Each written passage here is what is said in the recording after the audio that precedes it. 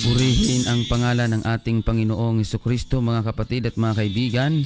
Sa himig po na inyong napapakinggan ay muli pong sumasaimpapawid ang programang Si Jesus ang Buhay na Pag-asa.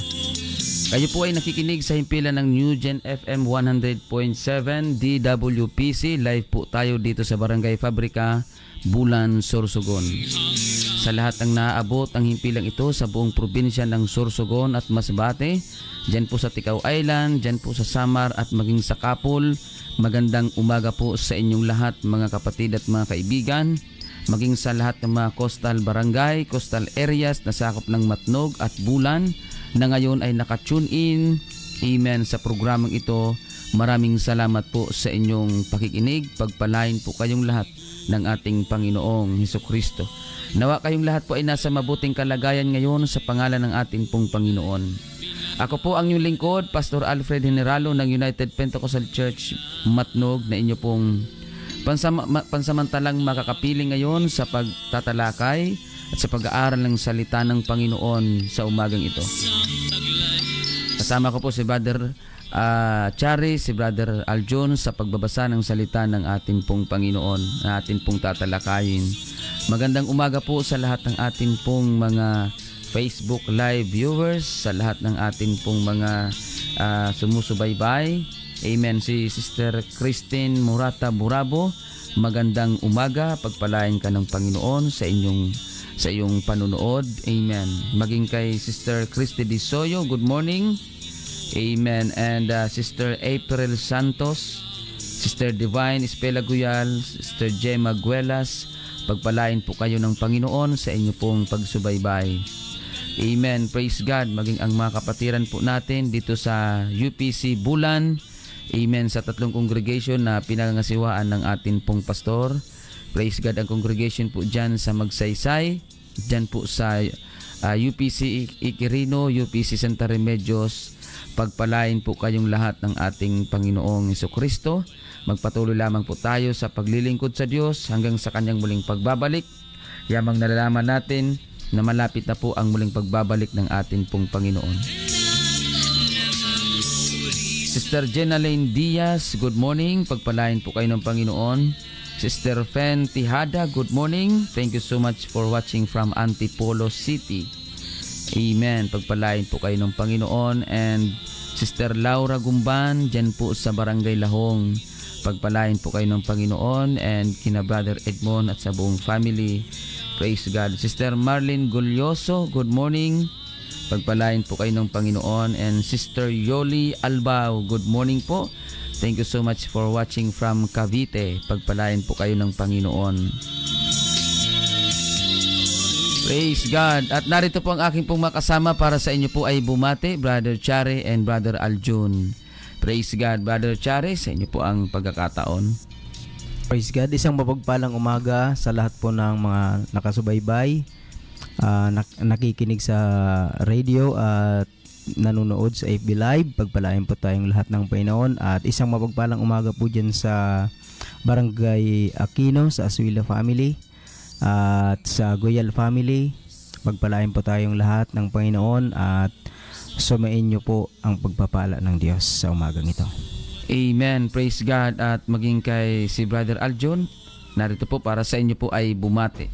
Praise the Lord. Isang mapagpalang umaga sa bawat isa sa atin. Sa mga sumusubaybay sa programang Si Jesus ang Buhay na Pag-asa, patuloy namin binabati. Nawa ay pagpalain tayo ng Panginoon maging sa Barangay Aguinaldo, sa mga kapatiran natin dyan, sa kara Sister Josie, kara Brother Danny, mga kapatid. Pagpalain tayo ng ating pong Panginoon. Patuloy nating subaybayan at suportahan ang programang ito sapagkat ito ang magbibigay sa atin ng kalakasang espiritual sa buhay natin. Pagpalain tayo lahat ng ating Panginoon. Amen. Purihin ang pangalan ng ating Panginoong Hesukristo.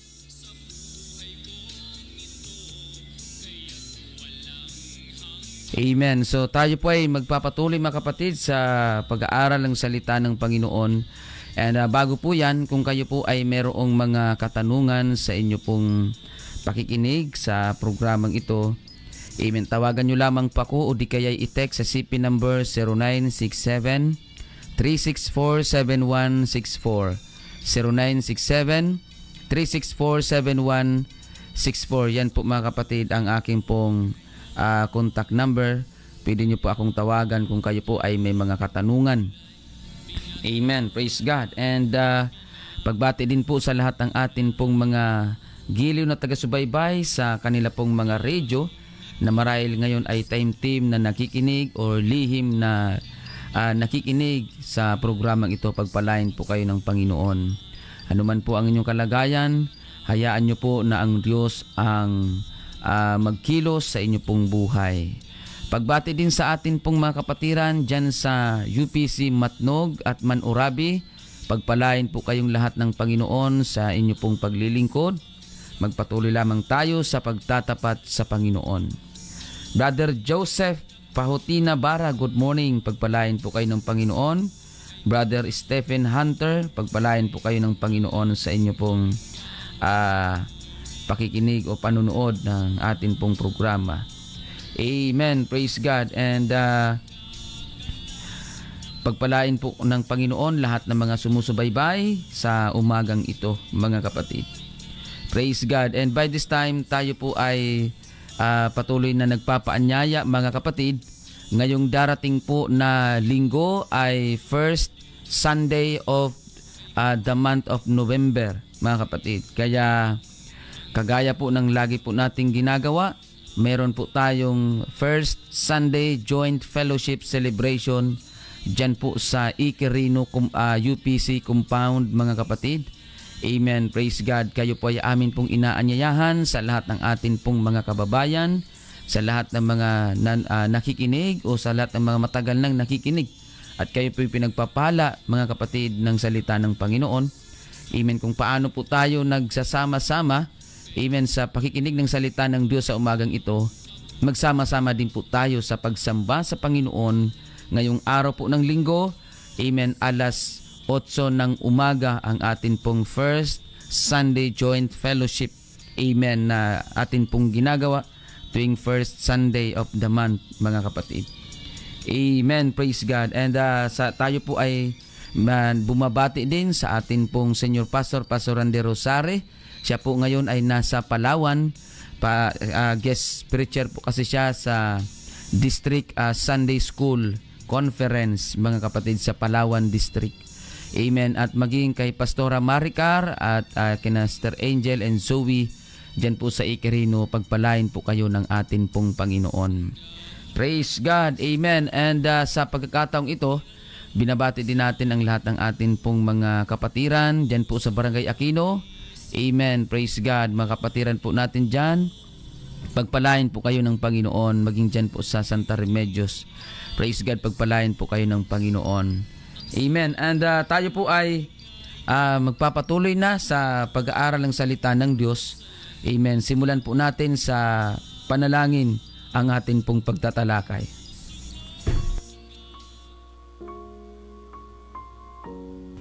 Tayo po ay manalangin, mga kapatid.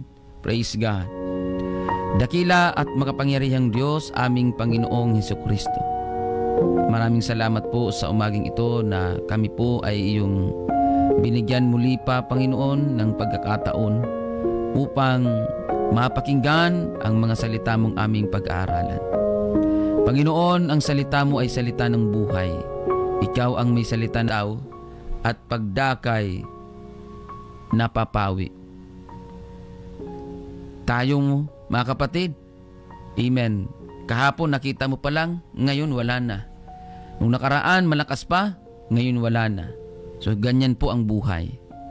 Sa isang iglap, sa hindi mo inaasahan na pagkakataon, ay mawawala, amen, ang mga taong nakita mo palang kahapon. Kaya ang buhay natin ay walang kasiguraduhan. Pero ano nga ba, mga kapatid, ang buhay pagkatapos ng kamatayan natin dito sa mundo? Kagaya ng binasa natin, ang buhay natin ay hindi natin alam.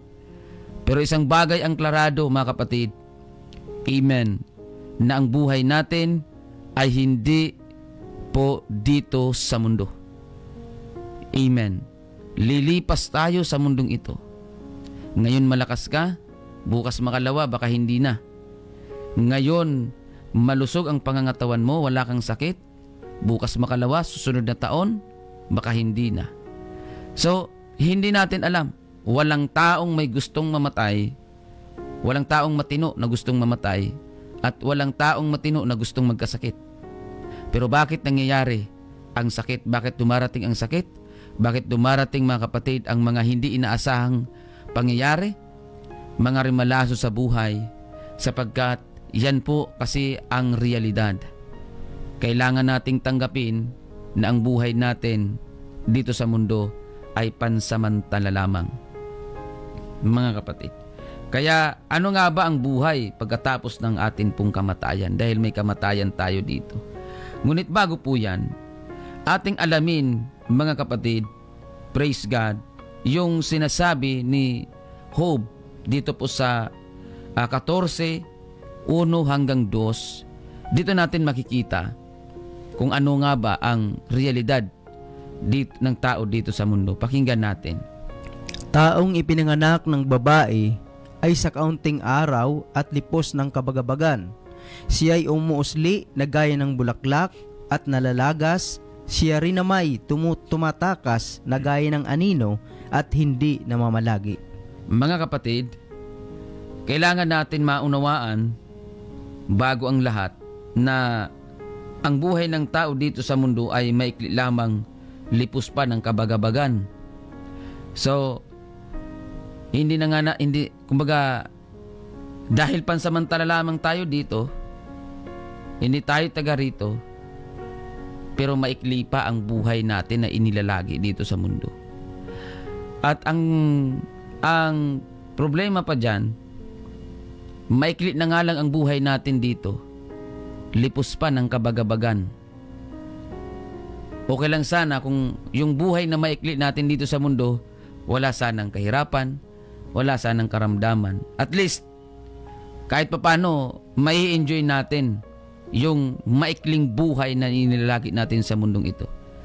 Kaya, doon sa may mga puot at galit sa puso, mga kapatid, panahon na para alisin natin ang mga puot at galit sa puso natin, sapagkat ang ikli lang ng buhay dito sa mundo para i-google mo sa mga puot at galit.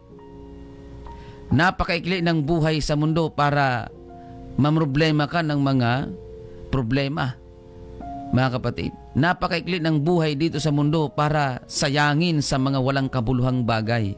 Napakaikli ng buhay natin dito sa mundo para masyadong maikli, para sayangin sa mga walang kwentang bagay at walang kabuluhang bagay dito sa mundo. Mga bisyo, kalayawan, mga kapatid, hindi naman talaga makakatulong sa tao yan. Amen. Bakit hindi natin ni-enjoy ang atin pong buhay dito sa mundo nang mayroon namang kabuluhan, mga kapatid? Sapagkat napakahirap na habang tayo nabubuhay dito sa mundo, napakaikli na nga lang ng buhay natin dito, iginugugol pa natin sa mga walang kabuluhang bagay, mga kapatid. Pero, di ba mas maganda na maikli na nga lang ang buhay natin dito sa mundo? Bakit hindi natin ni-enjoy sa mga bagay na may kabuluhan, na ang bagay na ito ay patungo doon sa langit, na magdadala sa atin papuntang langit?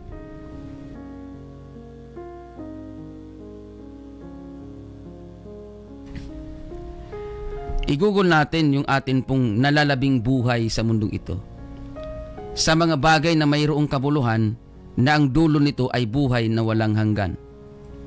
Di ba napaka lungkot kung tutuusin na halimbawa ang edad mo ngayon ay 30 o ang edad mo ngayon ay 35, tapos ang itinakda ng Diyos sa iyo na buhay ay 40.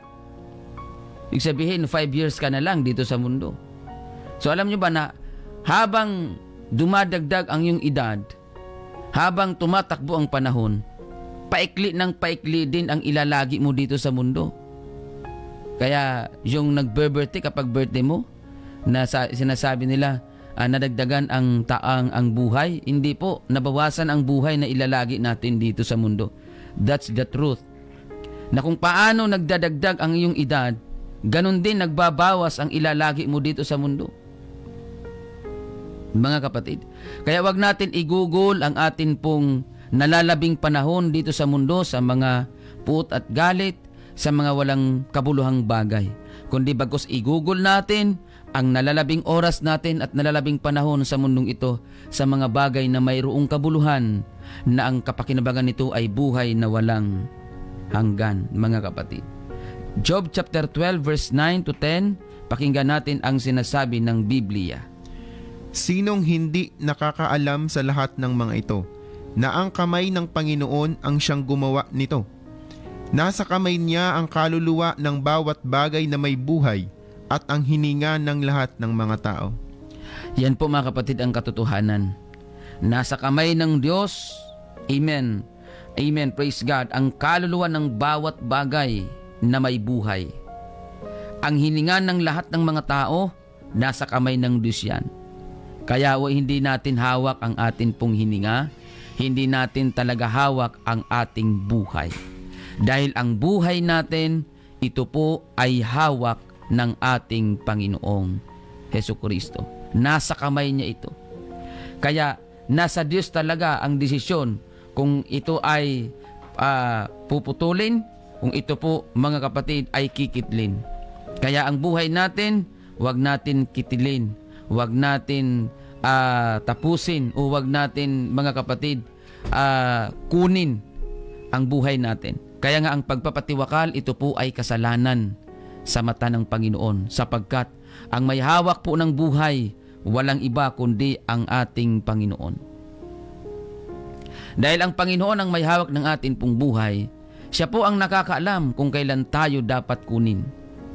At siya rin ang nakakaalam kung ano magiging tayo, mga kapatid. Kaya, amen, sinong hindi nakakaalam sa lahat ng mga ito, na ang kamay ng Panginoon ang siyang gumawa nito. Lahat tayo po mga kapatid, gawa ng Panginoon, mga kapatid. Praise God. Kaya ang Diyos ang may hawak ng atin pong buhay, natural lang na ibigay natin sa Diyos itong ating buhay. Kaya ang nalalabi nating oras at panahon sa mundong ito, ibigay natin sa atin pong Panginoon. Ialay natin sa Diyos. Ibigay natin sa Panginoon, mga kapatid, ang nalalabi. Ang nakakalungkot kasi sa panahon ngayon, kung kailan may sakit na, kung kailan lantang gulay na, saka lang sasabihin, Panginoon, sa iyo ng aking pong buhay. Lalabas mga kapatid. Sa panahon ngayon, lumalabas ang Diyos. Ang naibibigay sa Diyos, mga tira-tira eh. Pero yung panahon na malakas pa ang tao, malakas pa ang katawan, disco. Pag mahina na ang katawan, Diyos ko. Mga kapatid, ang Diyos ang may hawak ng atin pong buhay. Marapat lamang na ialay natin ang buhay natin para sa Kanya. Job chapter 7 verse 9 and 10, pakinggan natin. Kung paanong ang ulap ay napapawi at nawawala, gayon siyang bumababa sa Sheol at hindi naaahon pa. Siya'y hindi nababalik pa sa kaniyang bahay, ni malalaman pa man niya ang kaniyang dako. Dito na tayo, ano ang buhay pagkatapos ng kamatayan dito sa mundo? Ano ang buhay natin doon sa kabila pagkatapos ng mamatay ang tao dito sa mundo? Mga kapatid, ang sabi ni Job, kung paanong ang ulap ay napapawi at nawawala, gayon siyang bumababa sa Sheol ay hindi na aahon pa.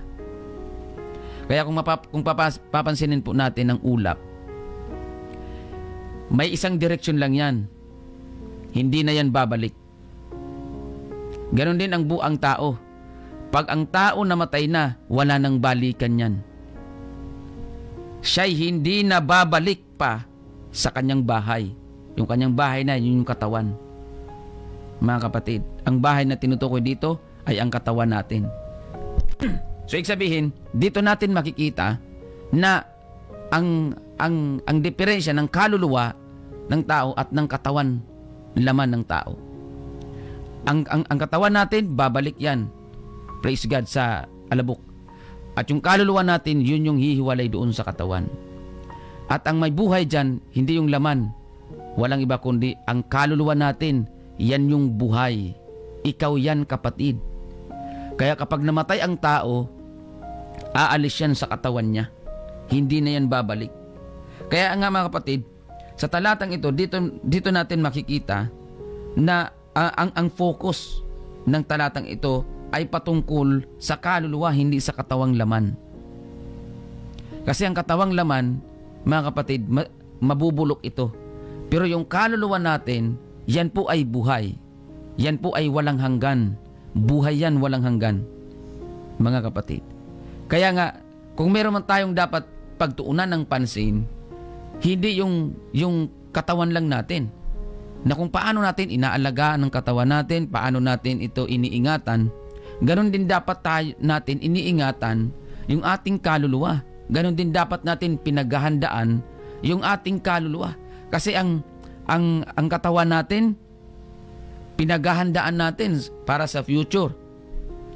Pero sa katunayan, yung paghahanda natin sa katawan natin para sa future, may hangganan yun. Pero kung ating paghandaan ang ating kaluluwa para sa hinaharap, walang hanggan yun, mga kapatid. At ang tamang paghahanda para sa ating mga kaluluwa, walang iba kundi ang paglilingkod sa Diyos at pagsunod sa utos ng Diyos, mga kapatid. Amen. Kaya pag namatay ang tao, wala nang balikan yan. Hindi na siya babalik pa sa kanyang katawan. Hanggang sa rapture o hanggang sa muling paghuhukom, hanggang sa paghuhukom ng Diyos na, mga kapatid. Amen. In Ecclesiastes chapter 12 verse 7 to 8, pakinggan natin ang sinasabi ng Biblia. At ang alabok ay mauuwi sa lupa gaya ng una, at ang diwa ay mababalik sa Diyos na nagbigay sa kaniya. Walang kabuluhan ng mga walang kabuluhan. Sabi ng mga ngaral, lahat ay walang kabuluhan. Mga kapatid, kung hindi natin uunawain kung ano ang pinakamahalaga sa buhay na ito, lahat ng ating mga pinaghirapan ay mapupunta lamang sa walang kabuluhan.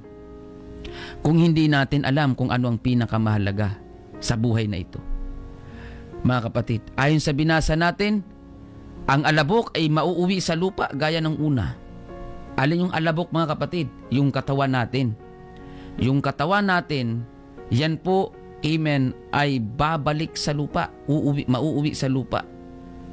At ang diwa ay babalik sa Diyos na nagbigay sa kanya. Mga kapatid. Kaya nga, ang point dito ni Haring Solomon, mga kapatid, ang lahat ng mga material na bagay, pati ang ating katawan, walang kabuluhan ng mga walang kabuluhan. Sabi ng mga ngaral, lahat ay walang kabuluhan kung aasa lamang tayo sa mga material na bagay at sa ating pong katawang pisikal. Mga kapatid. Kaya kung ang ating kung ang pinahahalagahan lang natin dito sa mundo ay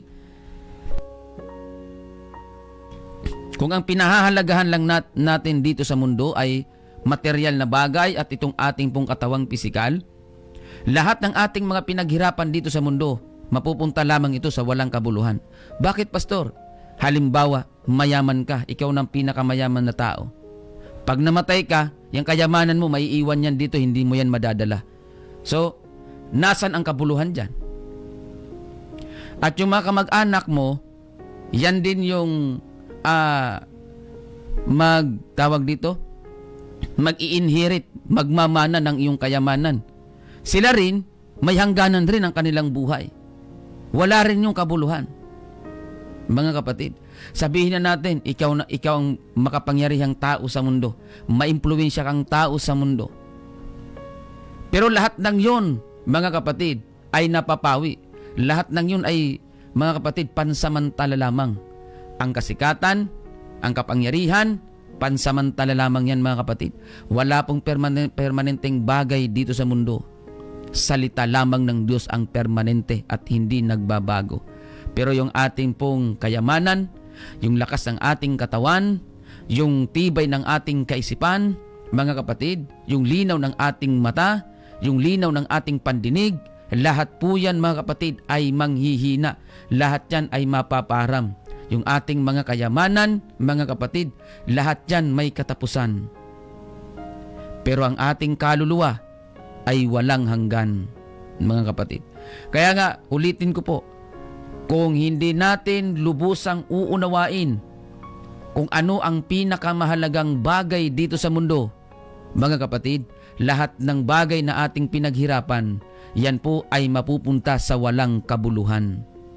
Kaya nga sabi ng mga ngaral, lahat ay walang kabuluhan. Mga kapatid, walang kabuluhan sa walang kabuluhan, lahat ay walang kabuluhan. So ang katagang ito ay totoo. Dahil sa Biblia, kapag inuulit-ulit ang isang salita, talagang totoo at dapat paniwalaan ng tao. Mga kapatid, marahil ngayon na malakas ka, hindi mo pa nakikita ang halaga nitong aking sinasabi sa banal na kasulatan. Pero kapag sa panahon nadatnan ka ng panghihina, mga kapatid at mga kaibigan, yung mga kaibigan na inaasahan mo na tutulong sa iyo, hindi mo makikita sa panahon na ikaw ay nangangailangan. Yung mga taong inaasahan mo una sa lahat na aaruga at kakalinga sa iyo ay hindi pupunta sa iyo para ingatan, para ikaw ay alagaan. Doon mo maiisip na sa Diyos ka na lang talaga aasa, wala ng iba. Mga kapatid, alam nyo sa mundong ito, let us accept the reality na sa mundong ito, kapag malakas ka at nanginginabang sa iyo ang mga tao, malakas ka, mahalaga ka sa kanila. Nasa iyo ang atensyon ng lahat kapag pinakikinabangan ka, mga kapatid, at kapag inaasahan ka. Pero sa panahon na manghina ka, panahon na mahina na ang katawan natin, doon natin makikita kung sino ba talaga yung totoong nagmamalasakit at nagmamahal sa atin. Alam niyo mga kapatid, ang kagandahan sa Diyos, sa panahon na malakas ka, sa panahon na mahina ka, amen, sa panahon na wala ka nang maasahan, kapag tumawag ka sa Diyos, nariyan siya para sa iyo. Kaya huwag natin masyadong asahan yung mga taong nangangako sa atin, sapagkat lahat ng pangako ng tao, hindi man lahat, pero mga kapatid, karamihan sa pangako ng tao ay napapako. Pero ang pangako ng Diyos, 100%, hindi niya tayo iiwan, hindi niya tayo pababayaan.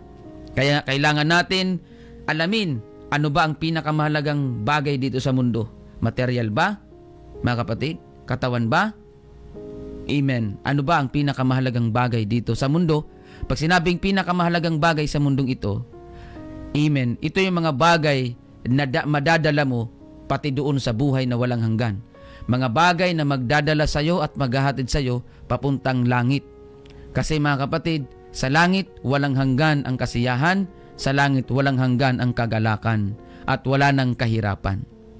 Pero sa kabilang lugar, ang impyerno, doon mga kapatid, amen, ang walang hanggang kaparusahan. Hebrews 9:27, pakinggan natin ang sinasabi ng Biblia. At kung paanong itinakda sa mga tao ang mamatay na minsan, at pagkatapos nito ay ang paghuhukom. Pagkatapos ng kamatayan, mga kapatid, ng tao dito sa mundo, walang iba kundi paghuhukom.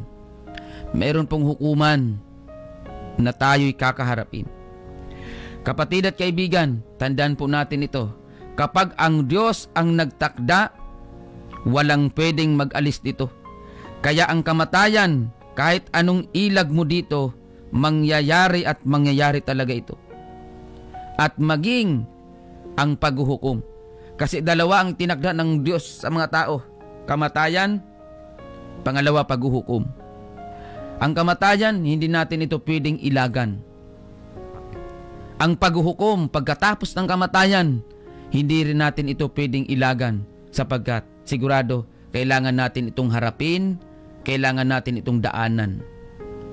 Sapagkat pagdating doon sa hukuman ng Panginoong Hesukristo, doon mga kapatid, praise God, ma-identify kung saan talaga tayong lugar dadalhin.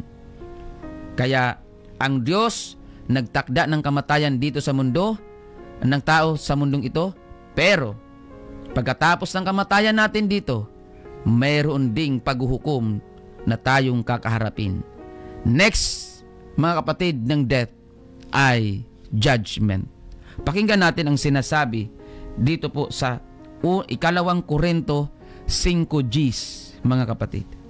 Sapagkat tayong lahat ay kinakailangang mahayag sa harapan ng hukuman ni Kristo upang tumanggap ang bawat isa ng mga bagay na ginawa sa pamamagitan ng katawan, ayon sa ginawa niya, maging mabuti o masama. Praise God. So tayong lahat ay kinakailangan, mga kapatid. Pag sinabing kinakailangan, hindi mo ito pwedeng laktawan o iwasan. Tayong lahat ay kinakailangan mahayag sa harapan ng hukuman ni Kristo. Pag sinabing kinakailangan, hindi pwedeng hindi ito mangyari. Hindi pwedeng laktawan o hindi pwedeng iwasan. At take note mga kapatid, wala pong ibang paraan para maiwasan ang hukuman, ang pagharap sa hukuman ni Kristo. Kaya ang paghuhukom, siguradong dadaan ka dito kapatid at kaibigan. Siguradong haharap ka dito. Ang tanong ngayon mga kapatid, gaano ka kahanda sa iyong pagharap? O kung nahanda ka man, gaano ka kahanda at paano ka naghahanda? Mga kapatid, ang tamang paghahanda ay ang tamang pagsunod sa utos ng Diyos. Hindi po pwedeng sumusunod ka lang pero hindi tama. Take note, kailangan tamang pagsunod. Kasi hindi lahat ng sumusunod ay tama. May mga tao sumusunod sa Diyos pero sa paraan na gusto nila, hindi sa paraan ng Diyos. Mga kapatid, kaya dapat ang ating paraan ng paghahanda, kailangan ito po ay tamang pagsunod sa utos ng Panginoon. Hindi tayo pwedeng mag-imbento o gumawa ng paraan kung paano tayo maglilingkod. Ang Diyos po ang masusunod kung paano natin siya susundin, kung anong paraan natin siya sasambahin, at kung ano ang mga dapat nating gawin at mga hindi dapat nating gawin. Sapagat siya ang magliligtas sa atin, siya ang sovereign, siya po ang supreme sa atin, mga kapatid. Kaya marapat lamang na sa ating paglilingkod sa Diyos, hindi dapat sa paraan na gusto natin. Kaya wag tayong mag-iimbento ng klase ng pagsunod at paglilingkod. Hindi po ganon ang tamang pagsunod, mga kapatid. Kaya kinakailangan tayong haharap sa hukuman ng Panginoong Jesucristo. Whether we like it or not, gustuhin mo man o hindi, haharap ka sa hukuman ng Panginoon. Ang tanong, handa ka ba sa pagharap mo sa hukuman ng Panginoong Jesucristo? Kaya nga mga kapatid at mga kaibigan, kung meron man tayong dapat pagtuunan at dapat paghandaan ngayon, hindi lang sa future natin, kundi sa pagharap natin sa hukuman ng Panginoong Hesus.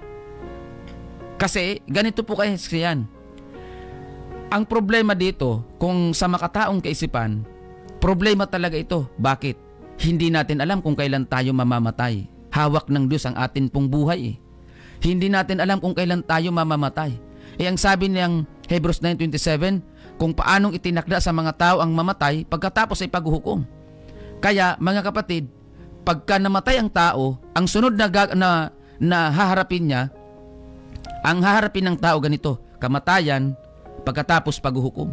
Pag namatay ang tao, ang sunod na mangyayari sa kanya ay huhukuman na siya ng Diyos. Mga kapatid, ang problema ito, hindi natin alam kung kailan ang kamatayan ng tao. Okay lang sana kung kagaya ng Sureko na kapag puputulan ka, magbibigay muna ng notice of disconnection. Nasasabihin, Brother Aljon, sa aga, magpreparar ka kay sa aga, kukunin na ng Diyos ang hiram mong buhay. Okay lang sana yon, makakapaghanda ka, Brother Aljon. Ngayong araw, magpapakabanal ka na. Lahat gagawin mo para maging karapat-dapat ka sa Diyos. Ang problema, walang notice of disconnection ng buhay. Hindi natin alam ito kung kailan darating. Mga kapatid, kagaya kagabi, may nakita kong balita.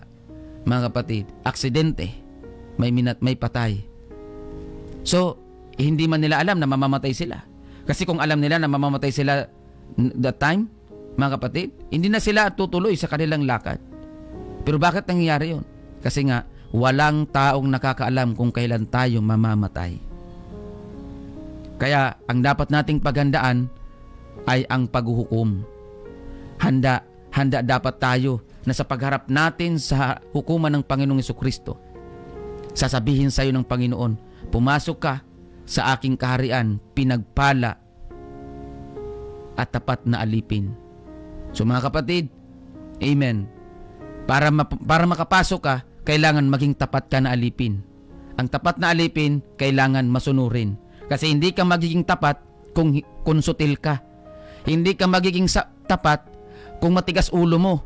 Hindi ka magiging tapat na alipin kung may sarili kang lakad. Kung ayaw mo magpagobyerno. Mga kapatid. Amen? Hindi ka pwedeng tawaging tapat na alipin, hallelujah, kung hindi ka masunurin. Bago ka maging tapat na alipin, kailangan mo munang maging masunurin. Unang Korinto 15:29, pakinggan natin kung ano ang sinasabi. Sa ibang paraan, anong gagawin ng mga binabautismuhan dahil sa mga patay? Kung ang mga patay ay tunay na hindi muling binubuhay, bakit nga sila'y binabautismuhan dahil sa kanila? Ito mga kapatid, dito natin makita kapag namatay na ang isang tao, doon na natatapos ang lahat ng mga pagkakataon na ibinibigay sa kanya ng Panginoon.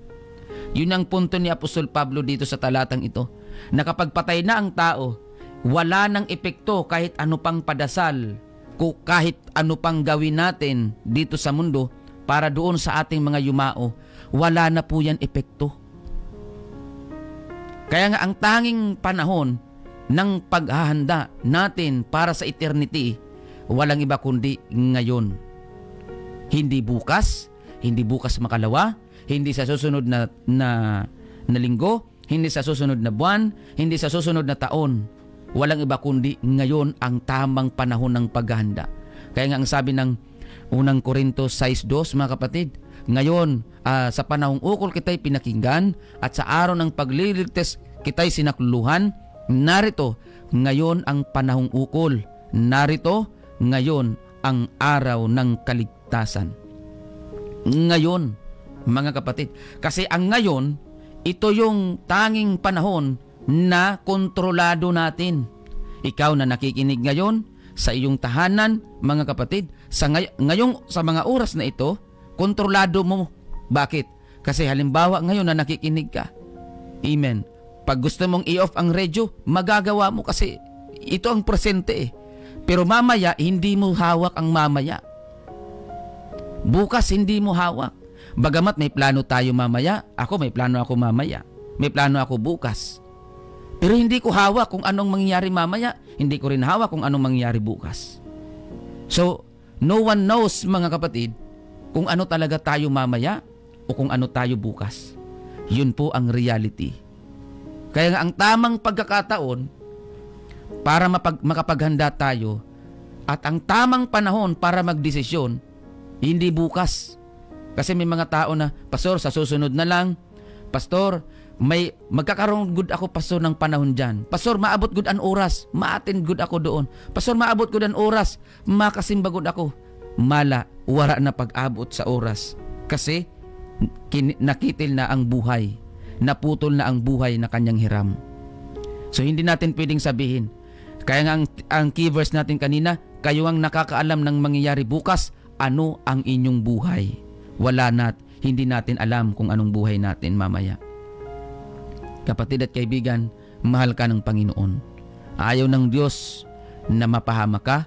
Ayaw ng Diyos, amen, na mapunta ka sa kaparusahan.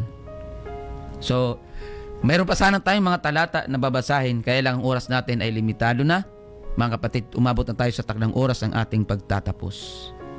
Manalangin tayo sa Panginoon sa atin pong pagtatapos. Dakila at makapangyarihang Diyos, aming Panginoong Hesukristo, maraming salamat po, Panginoon, sa paalalang ito, na kung meron man kaming dapat pag-ukulan ng panahon, hindi ang mga material na bagay lamang dito sa mundo, kundi maging ang aming mga kaluluwa, na ang dulo nito ay walang hanggan. Hindi namin alam kung saan,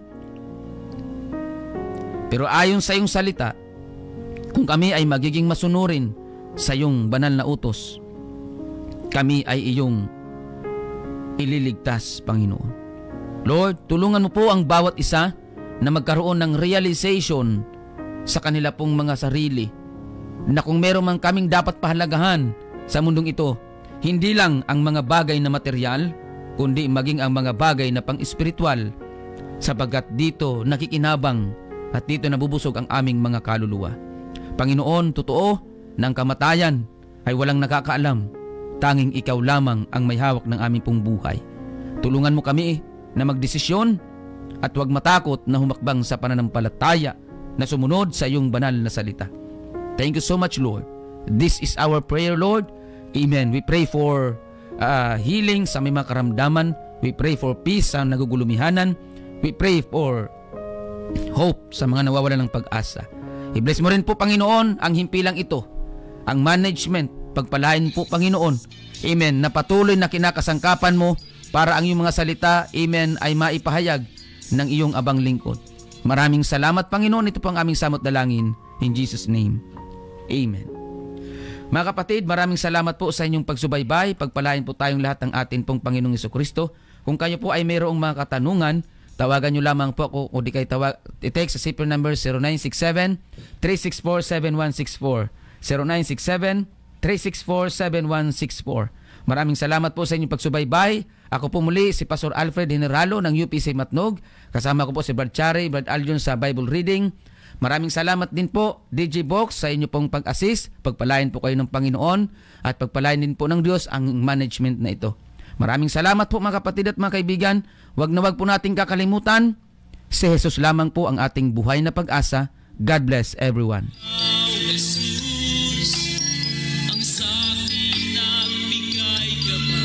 Inakay mo ako sa landas ng buhay.